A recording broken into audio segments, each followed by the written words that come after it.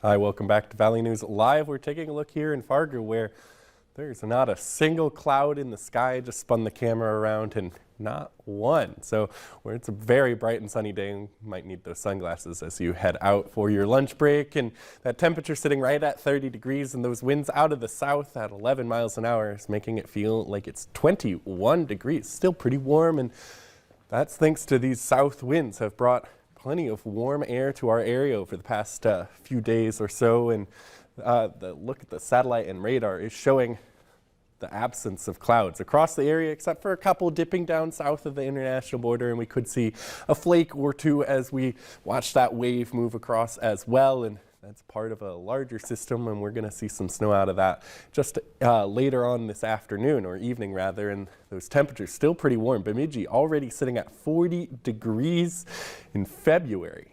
Not all that bad. Now, as we look forward through this afternoon, there is that wave of snow.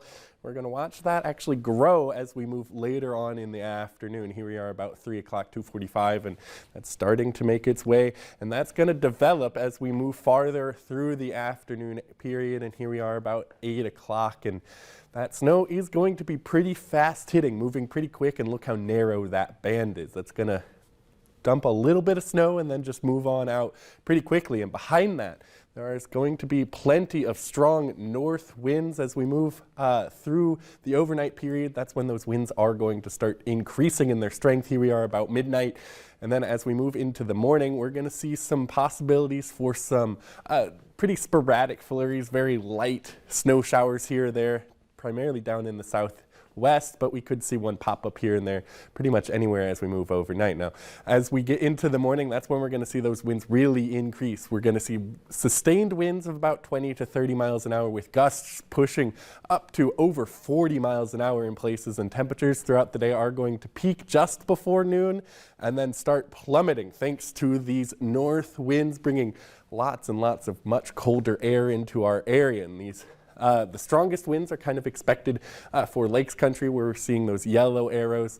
That's where we could see gusts of upwards of 50 miles an hour. Now, by evening, we're going to start watching those winds push farther and farther to the east and eventually out of our area, and behind it, slightly softer winds, and temperatures will be hovering right around 20 degrees at that point.